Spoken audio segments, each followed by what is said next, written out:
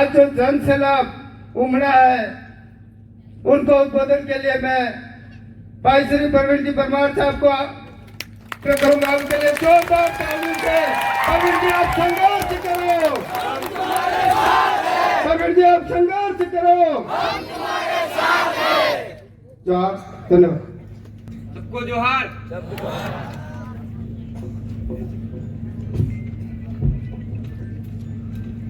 आज भारतीय tribal party की जो एक लोकतंत्र को बचाने के लिए चुनावी सभा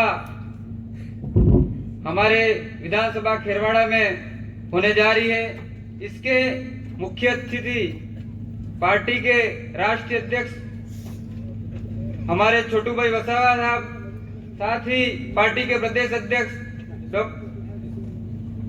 राष्ट्रीय अध्यक्ष महेश जी वसावा साहब, प्रदेश अध्यक्ष डॉक्टर वेलाराम जी गोगरा जी, साथ में कोषाध्यक्ष जी, गुजरात के प्रदेश अध्यक्ष, हमारे यहाँ के जो ग्राम सभा हैं, ग्राम सभा के मुखी, प्रदेश की जितनी भी कार्यकारिणी, प्रदेश सचिव और ब्लॉक की कार्यकारिणी और मेरे तमाम कार्यकर्ताओं को मेरी ओर से, पार्टी की ओर से आपको जोहार।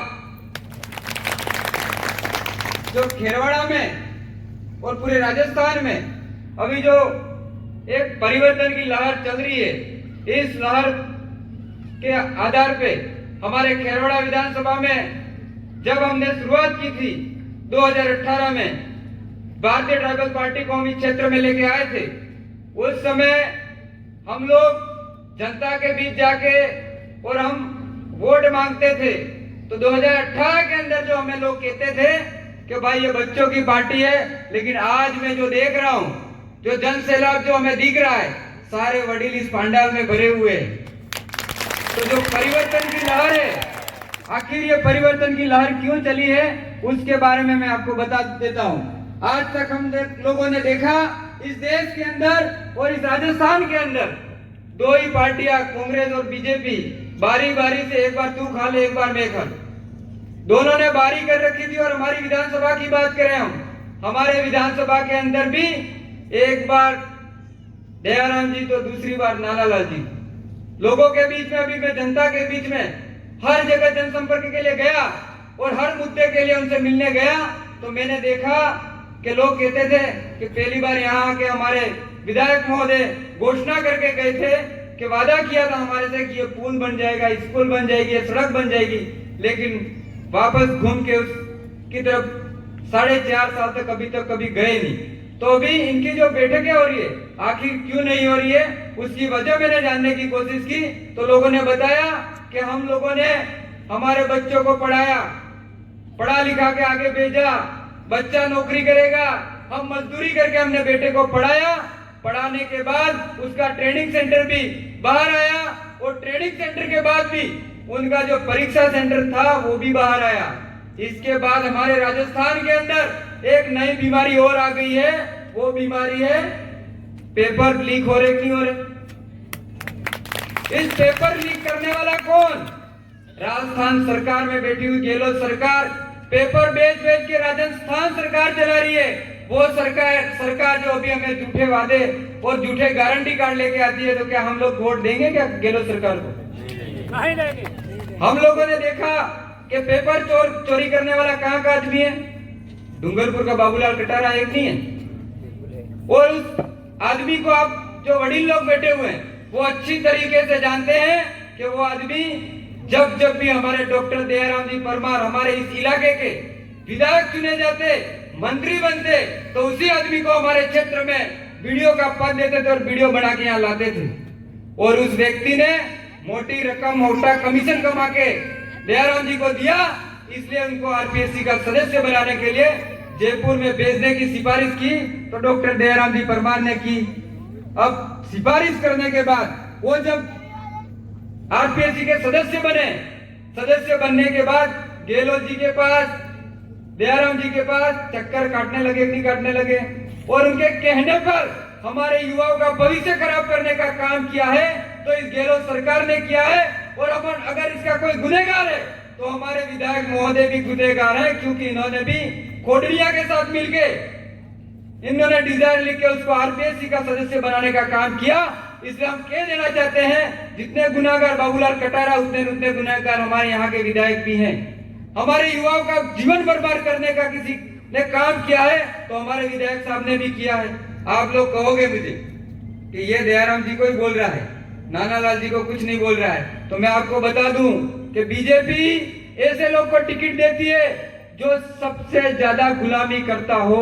तो मैं दयाराम जी के बाद नानालाल जी की कैसे बात करूं, क्योंकि वो गुलाम आदमी है और गुलाम आदमी की मैं बात ज्यादा नहीं कर पाऊंगा, क्योंकि हम उसको जिता के भी भेज देते हैं। हमने 2 बार उस आदमी को जिता के यहाँ से खेरवाड़ा से भेजा, लेकिन हमारा कोई भला नहीं किया। यहाँ पे ऋषभ देव के मंदिर के कांड में हमारे लोगों के ऊपर खुद गोलियां चला के लोगों को मार डाला। इसी तरह से दयाराम जी ने अभी काकड़ी डुगरी में हमारे 2 भाइयों को मारा कि नहीं मारा, तो दोनों के हाथ खून में सने हैं। इसलिए आप ये गार्ड मान लो, अब की बार हम परिवर्तन करना चाहते हैं और परिवर्तन की जो लहर चल रही है, इस परिवर्तन की लहर को तोड़ने के लिए कांग्रेस बीजेपी दोनों ने मिलके एक हमारे बीच में भू माफिया ला के दूसरी पार्टी से फोरम भराने के बाद भी हमारी लहर नहीं टूटी। इसके बाद इन लोगों ने तीनों ने, कांग्रेस बीजेपी और एक भू माफिया, तीनों ने मिलके हमारा चुनाव चिन्ह था उसको भी बदल देने की कोशिश की नहीं की आपके सामने। और कोशिश करने के बाद हमारा चिन्ह बदल जाएगा, ये बात हमारे कार्यकर्ताओं के कान में पड़ी। कार्यकर्ता मुझे बोलने लगे, प्रवीण भाई यार अपना चुनाव चिन्ह बदल रहा है। मैंने कहा अपन को पत्थर भी मिलेगा तो भी खेरवाड़ा की सीट अब की बार निकाल लेंगे। ऐसा मैंने क्यों बोला, क्योंकि आप सभी लोगों का जन सैलाब में जब गाँवों में आता था, गाँवों में आपके हर लोगों से मिलता था, हर बुजुर्ग, हर महिला के मुंह से यही निकलता था कि हम लोग अब परिवर्तन करना चाहते हैं। इस आधार पे मैंने जनता से यही बोला, मेरे कार्यकर्ताओं से यही बोला कि हमारा जो चुनाव चिन्ह है हमको प्रकृति आधारित आपने दड़वा वाली गट्टी मिली है कि नहीं मिली? क्यों मिली? क्योंकि हम लोग प्रकृति को, कुदरत को बचाने की बात करते थे। इस आधार पे हमको हमारा चुनाव चिन्ह गट्टी मिला है। एवं कड़ो के घंटे कंफ्यूज थाई जवाएगा। आजकल गैर घंटे में भी बटन भी, करंट वाली घंटी भी आ गई। इसलिए हम सीधी बात हम कहते हैं हमारी दड़वा वाली गट्टी है, ये हमको सभी लोगों को बता देना है। हमारा चुनाव चिन्ह है 25 तारीख को गट्टी के बटन पे, और सुबह उठ के अपने घर में गट्टी देख तो गटची पोगल लागी न પછી गटची वो डालवा जाओ, ये आपने तय कर लिया। हम लोगों ने आज तक देखा है, कोई सरपंच का होता है उसका चुनाव चिन्ह हमें पहले एक रात पहले मिलता था, इसके बाद भी हम घर घर पहुंच जाते थे। इसलिए मुझे आप पे पूरा भरोसा है कि आप लोग घर घर गट्टी के निशान को पहुंचाओगे। अब आपको लोग पूछेंगे कि भाई हम कांग्रेस बीजेपी के बाद प्रवीण को वोट क्यों करें, तो आपको बताना है कि हमारे बच्चों के भविष्य के लिए आज ये छोटे छोटे बच्चे जो अंतिम पीढ़ी बची है, अंतिम पीढ़ी की अंतिम लड़ाई लड़ने के लिए हम संघर्ष कर रहे हैं। हम लोग 2018 से पहले भी हमारा संघर्ष चलता था, हम सामाजिक काम करते थे, तो इन सरकारों ने हमको फंसाने की कोशिश की। इसलिए हमने जब हाईकोर्ट में रीट दायर की और पूछा तो उन्होंने बताया कि आप किसी पार्टी का दामन थाम लो। हम लोगों ने सोचा हम कांग्रेस बीजेपी के साथ तो जा नहीं सकते, और आज तक गए भी नहीं है। कई दूसरे साथी थे वो चले गए, चंद पैसों में बिक गए, लेकिन हम लोग आज भी हमारे स्टैंड पे क्लियर है कि नहीं है। तो हम लोगों ने छोटू भाई वसावे की जो भारतीय ट्राइबल पार्टी थी, इनके साथ यहाँ पे लाने के बाद हम लोगों ने जन जागरण अच्छा किया, 2 सीटें निकाली, और सीटें निकालने के बाद मुझे भी अच्छे वोट मिले। तो इसके बाद मैंने सोचा कि मैं जनता की सेवा करूंगा, और मैं जनता के बीच में निकला। चाहे भलाई गांव के अंदर हमारे जो 1 महीने के अंदर 12 मौतें हुई थी, हमारे नेता करियावर में जाते थे, भाषण देके आ जाते थे, लेकिन ये नहीं पूछा कि ये मौतें क्यों हो रही है। जब मैं गया, हमारे वडील दादा वहां भी तैयार थे, तो मेरे से कहने लगे, मैंने कहा मैं कुछ बात करना चाहता हूँ, क्योंकि वो मुझे जानते नहीं थे। क्योंकि आप लोग जिन्होंने पहली बार देखा होगा वो सोच रहे होंगे कि प्रवीण परमार तो बहुत बड़ा आदमी है, बड़ा पेट होगा, जब्बा पजामा लगा के आ रहा होगा, लेकिन आपने देखा तो बच्चा है। तो उसी समय भी मेरे साथ यही हुआ। तो उन्होंने कहा यहाँ से निकल। तब मैंने कहा ये मौतें हो रही है तो मैं कुछ बात करना चाहता हूँ। उन्होंने कहा क्या तू भगवान है क्या? मैंने कहा भगवान नहीं पर मैं कई बात तो कर सकता हूँ। तब उन्होंने कहा किसको बात करेगा, मोदी को बात करेगा या कलेक्टर को बात करेगा। मैंने कहा कलेक्टर से बात करूंगा और वही रह के कलेक्टर को फोन लगाया और पूरा प्रशासन उदयपुर से भलाई गांव में 12 दिन तक परेड कराने का काम किया था।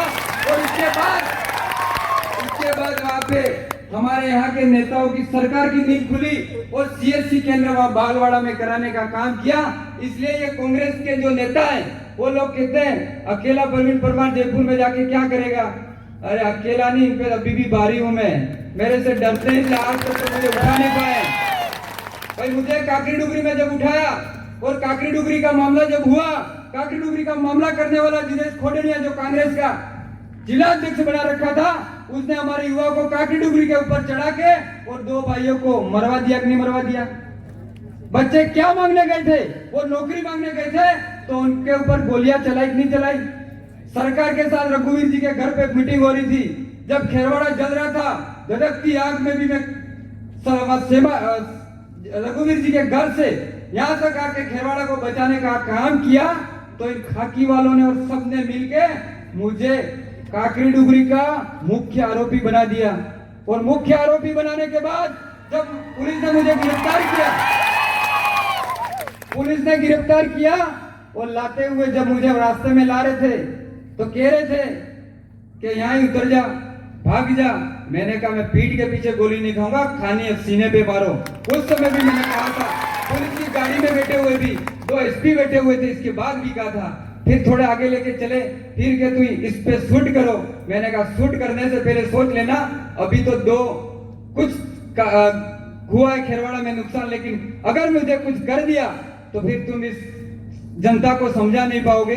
जब ले जाके बंद किया और बंद करने के बाद मेरी रिमांड होती है, रिमांड में मुझे क्या पूछा जाता है वो मैं आपको बताता हूँ। काकरी डुगरी के बारे में मेरे को नहीं पूछा गया, मुझे पूछा गया कि बिरसा वन विभाग की जमीन के मामले में पूछा गया, मुझे पूछा गया तो उदयपुर की जमीन के बारे में पूछा गया। क्यों पूछा गया? क्योंकि उस जमीन के लिए हमने संघर्ष किया था और वो जो जमीन हमारी थी उस जमीन के लिए हम लड़े थे। इसलिए सरकार, ये जो लोग थे उन्होंने कहा, फिर पुलिस कहती है कि अब तो तू जिंदगी भर, मैंने कहा अगर मारना है तो यहीं खत्म कर दो, अगर मैं इसको तड़पाओगे मुझे तो मैं बहुत भारी पड़ूंगा। तो उन्होंने कहा अब तो जिंदगी भर जेल में सड़ेगा, तू कहां से भारी पड़ेगा। मैंने कहा शाम होते होते जेल से भी छूट जाऊंगा। और किस्मत मेरा ऐसा, आपका सहयोग रहा और जब पाले में उतरने लगी तब पुलिस को भी छोड़ना पड़ा। आज तक फरार चल रहा हूं, पुलिस ने हाथ भी नहीं अड़ा पाई है, मेरा बाल भी बाका नहीं कर पाई है। ये मतलब क्योंकि मेरे साथ जनता का सहयोग है। और हम लोगों को झूठे तरीके से फंसाने वाला विनीता ठाकुर ने फर्जी मुकदमे लगा के हमारे लोगों को मरवा दिया, तो ऊपर वाले ने भी नहीं छोड़ा, उसकी बेटी को भी खत्म कर दिया, नहीं कर दिया। जिस तरीके से विनीता ठाकुर रो रही थी, तड़प रही थी, उसी तरीके से हमारे यहाँ पे 2 भाई के माता पिता थे, वो भी तड़पे थे। इसलिए प्रकृति कुदरत भी हमारे साथ है। जब भी जो भी हमारे साथ गलत करेगा तो ये ऊपर वाला भी छोड़ने वाला नहीं है। इसलिए अभी हमने और देखा, मेरे साथ गलत किया तो करने वालों की 4 गाड़ी पलटी मार गई, टांगे तोड़ के सोए हुए हैं। तो अगर मैं गलत होता, मैं भी दूसरे जैसे बिक गए वैसे अगर मैं बिक जाता तो मेरे साथ भी गलत होता कि नहीं होता। और ऐसे जो गलत करने गए उनको क्या किया क्या नहीं किया आप सब लोग जानते हो, मैं ज्यादा इसके बारे में नहीं बताऊंगा। अभी कांग्रेस सरकार बताती है, आपके बीच में लेके आती है, हम गारंटी कार्ड देख रहे हैं। मैंने देखा गारंटी कार्ड क्या है इनके, तो लैपटॉप पीसी बांटने की बात करते हैं, फिर कहते हैं भाई हम लोग बच्चों को ये मोबाइल और ये देंगे। तो मैंने पूछा कि आज तक मेरे भाई पढ़ रहे हैं, उनकी स्कॉलरशिप जमा नहीं हुई है और आप लैपटॉप पीसी बांट के क्या कर रहे हो। ये इनकी जो योजना है वो सही है क्या हमारे लिए? ये जो इनकी 7 योजना है वो हमारे लोगों को 7 पीढ़ी पीछे ले जाने की योजना हमारे बीच में लेके आए, इसलिए एक भी योजना कांग्रेस की हमारे लिए सही नहीं है। अब बीजेपी वालों की भी देखी मैंने, कोई योजना नहीं है। पहले जैसे 15 लाख के चक्कर में हम आ गए थे और मोदी को बेकू को देश का प्रधानमंत्री बना दिया था, वैसे अभी भी इसके वो ही चल रहे, ऐसे ही घोषणा हो रही है। इसलिए हमें कांग्रेस बीजेपी के चक्कर में नहीं आना है। और साथ ही हमने अभी देखा कि यहाँ की सरकार 3 महीने पहले हल्दी मिर्ची सब बांट रही थी, नहीं बांट रही? मुझे ये बताओ कि जब तुम्हारी सरकार बनी उस समय बांटते? तब भी नहीं बांटते, हमें कोई दुख नहीं था। कोरोना काल में अगर हमको हल्दी मिर्ची दी होती तो हमको भी लगता सरकार ने हमारा सहयोग किया है, लेकिन कोरोना काल में हमको क्या मिला? खाकी वालों ने दबा के लठ मारे हैं, याद है, आज भी दुख रहे हैं। दुख रहे नहीं दुख रहे? वो भी हमारे भाई थे, उनकी भी ड्यूटी थी, क्या करें, मारने ही थे। लेकिन ऐसी सरकार को अब हम नहीं चाहते हैं। वो दिन नहीं भूले हैं जब हम बॉर्डर पार करते थे तो भी ले डंडा के तैयार रहते थे, और अभी हमारे बीच में वोट मांगने आ रहे हैं तो हमें अब इनको वोट नहीं देना है। हम अभी देखते हैं हमारे यहाँ पे काकरी डुगरी का कांड होने के बाद मेवाड़ बिलकोर, हमारे यहाँ खेरवाड़ा की पहचान, दक्षिण राजस्थान की पहचान और यहाँ के आदिवासियों की जो पहचान थी उसको खत्म करने का किसी ने काम किया है तो डॉक्टर दयाराम जी परमार ने किया कि नहीं किया? एमबीसी को बेचा कि नहीं बेचा? जवानों से पूछ लेना। और बेचने के बाद जवान गए दयाराम जी के पास, साहब हमारी एमबीसी चली गई, हमको वापस ले आओ। तो दयाराम जी ने कहा तुम तो दारू पी पी के खेरवाड़ा पड़े रहे तो इससे तुमको बाहर ही अच्छा है। और कहा कि तुम लोगों ने परवीन की मदद की है, जाओ उसके पास, बीटीपी वालों के पास। मैं तो कहा डुगरी में फरार था तो मेरे को नहीं, जवान नहीं ढूंढ पाए। नानालाल जी के पास गए, नानालाल जी ने कहा क्योंकि उस आदमी को, वो अनपढ़ आदमी है यार, उसकी बात मैं क्या करूं, उस आदमी को पता पड़ता नहीं है कुछ। उसने कहा कि मेरी सरकार है नहीं, अगर वो कहता मैं आपके लिए कुछ करूंगा तो भी बात जमती। तो उस अनपढ़ आदमी ने सुंदर जी को फोन लगाया, साहब क्या करें? सुंदर जी को जानते हो, बाणावती, वही एमएलए। तो सुंदर जी को फोन लगाया, सुंदर जी ने कहा कि भाई अपनी सरकार ने इनको जाने दे रहे, ये अपने लोगों को जमीन ये यही पढ़ पढ़ के अपने लोगों को बर्बाद करने का काम कर रहे हैं। तब वो लोग थक हार के मेरे पास आए। मेरे को भी कई टाइम बाद मिले, परवीन भाई हमारा एमबीसी चली गई है, इस एमबीसी को बचाने के लिए आपको लड़ना पड़ेगा। मैंने कहा मेरे पास ना सरकार है ना कुछ भी है, लेकिन मैं आपकी लड़ाई लड़ूंगा। तो उन्होंने कहा आप पे भरोसा है, आपके 2 विधायक हैं। मैंने कहा 2 विधायक लड़े या नहीं लड़े मैं आपके साथ तैयार हूँ, क्योंकि मेरे मार्गदर्शन में यहाँ हमारे राष्ट्रीय अध्यक्ष और प्रदेश अध्यक्ष से मैंने राय ली और उन्होंने कहा प्रवीण भाई इसको हाई कोर्ट में चैलेंज करोगे तो ये एमबीसी वापस आ सकती है। हमने हाई कोर्ट में चैलेंज किया और एमबीसी को भी वापस स्थायी करने का वापस आदेश लाए कि नहीं लाए? तो गहलोत डर गया। गहलोत का जो यहाँ पे विधायक है दयाराम जी, वो भी डर गए, अगर प्रवीण परमार के कोर्ट के आदेश से अगर एमबीसी आ जाएगी मेरा क्या रहेगा। तो उन्होंने कहा कि हमने अस्थायी तौर पे एमबीसी को दूसरी जगह लगा रखा है, तो चुनाव जीतने के बाद पहला काम हमारी एमबीसी को यहाँ पे हमको लाना पड़ेगा, नहीं लाना पड़ेगा? दूसरा और बता देता हूँ कि हमारे यहाँ पे यूनिवर्सिटी आई थी, यूनिवर्सिटी को किसने बेचा? डॉक्टर दयाराम जी ने बेचा। हमने सोचा पढ़ा लिखा आदमी है, पीएचडी धारी आदमी है, तो इस आदमी को थोड़ा हमारे समाज के बारे में, हमारे यहाँ के एसटी एससी ओबीसी माइनॉरिटी के जो गरीब लोग रह रहे हैं वो शिक्षा के लिए दूर नहीं जा सकते, उनकी शिक्षा के लिए यहाँ यूनिवर्सिटी खोलेगा। तो ला के उस खोलने की बात तो की, यहाँ पे लाए भी सही, लेकिन बेचने का काम भी कर डाला। तो ऐसे अब बिकाऊ आदमी के साथ अब जाओगे क्या? कोई पार्टी गलत नहीं है, लेकिन इसमें पार्टियों में बैठे हुए लोग जो हैं वो गलत है, इसको इसलिए हमको बोलना पड़ रहा है। अभी हमने एक चीज और देखा कि हम लोग कह रहे थे कि मैं जो लोगों के बीच में गया, जैसे सेमारी और इधर देखा, डिगवास और इधर बालवाड़ा का देखा, केसरियाटी और सब जगह मैंने घूम घूम के देखा, तो जो नहरें की योजना तो बन रखी है कागजों में, पानी हर खेत को मिल सकता है, ये योजना बन सकती है। हमने भी कहा हम जो भी पानी है हमारे डैमों का पानी खेत को पहुंचाने का काम करेंगे, ये योजना हम लोगों ने बनाई। तो कुछ लोग कहने लगे आज तक हम तो नहीं ला पाए, क्या परवीन कैसे पानी ले आएगा? अरे इनके भेजे में हमारे बारे में सोचने की शक्ति हो तो ये लाएंगे।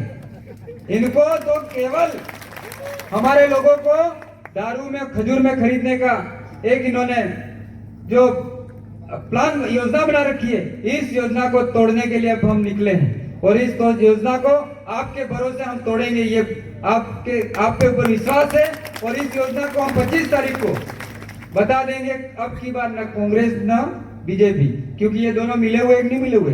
डूंगरपुर में मिलके जिला प्रमुख बनाया, खेरवाड़ा में दोनों ने मिलके प्रधान बनाया कि नहीं बनाया? उप प्रधान है वो किसका? बीजेपी का। प्रधान है वो किसका, कांग्रेस का। केसरिया जी के अंदर भी देखा, और खेरवाड़ा नया गांव में हमने देखा इनके जीते हुए 8 थे, तो एक और वोट बीजेपी का चुरा के ले आए। तो ये जो काम कर रहे हैं दोनों मिलके, वो अब हम इनका काम जो है वो आगे नहीं बढ़ने देंगे। साथ ही कांग्रेस का हम देखते हैं सेकंड लाइन, आज तक कोई नेता कोई पनपने दिया, मुझे बता दो कांग्रेस में एक ही घर में राजनीति, भाई एमएलए है तो छोटे भाई प्रधान, और छोटे भाई को प्रधान बनाने के चक्कर में बावलवाड़ा के साथ भेदभाव, और बावलवाड़ा को पंचायत समिति नहीं बना के नया गांव को पंचायत समिति बनाया। नया गांव को अगर आपने पंचायत समिति बनाया तो आपको बावलवाड़ा भी बना सकते थे, नहीं बना सकते थे।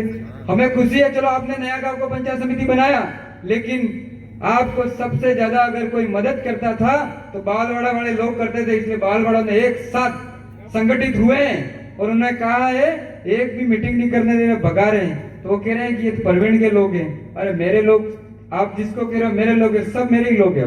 अब आप खाली पड़ने वाला हो, ये तैयारी हो गई है। इसलिए मैं कह देना चाहता हूं कि जहां जहां भी नहरें टूटी है, इन नहरों को मरम्मत करा के हर खेत में पानी भेजने का काम हम लोग करेंगे। पहले हमने 2018 में कहा था तो कहते थे कि ये लोग कह रहे कडाना का पानी घेजी घाटा चढ़ा देंगे। तो आप बताओ नेवानो पानी के मुख्य सड़े हम कहता, पर जब बीटीपी थी, बीटीपी में जब 2 एमएलए थे तब तक काम हुए कि नहीं हुए।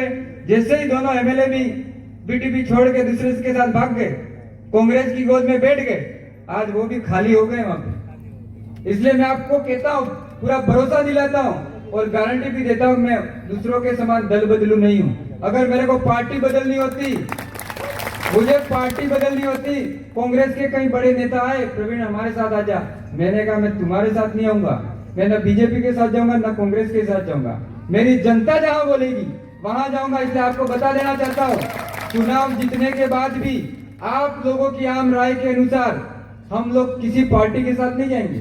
हम विपक्ष में अभी मजबूत हैं, वैसे विधानसभा में भी मजबूती के साथ विपक्ष में खड़े रहने का काम करेंगे और आपके जितने भी मुद्दे होंगे उस पे हम काम करने का काम करेंगे।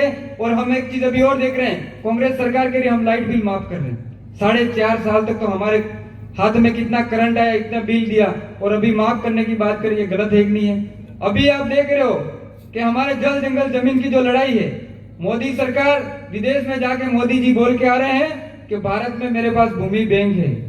अरे चौकीदार को चौकीदारी करने भेजा था हमने, तो ये चोर निकला, विदेश में जाके बोल के आ रहा है कि मेरे भारत में बहुत सारी जमीनें हैं। तो क्या ऐसे लोगों को पे भरोसा करोगे क्या आप लोग?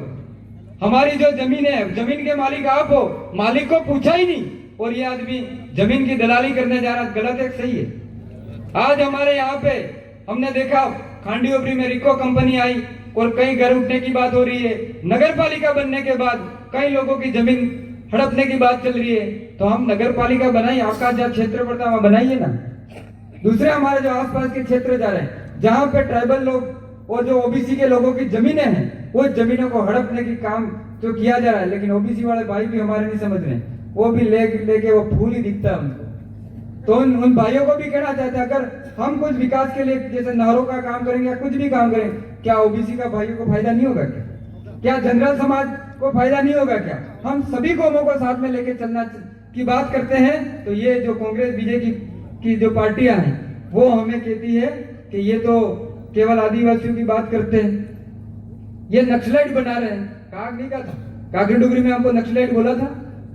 नक्सलाइट बोलने वाले के भी अब बता देंगे, 25 तारीख को आप बता देना है। बीजेपी को एक वोट भी हमारे लोगों का नहीं जाना चाहिए, ये मैं आप लोगों को कहता हूँ, क्योंकि उनके जो फिक्स वोट वो ही मिलना चाहिए, तो उनको पता चले कि अब की बार हमको इन लोगों ने नकार दिया है। कुछ लोग अपने होंगे, अभी हम लोगों ने देखा है 2 पार्टियों के बाद एक जो तीसरा आया है, वो लोग कहते हैं हमने तो सारे लोगों को खरीद लिया।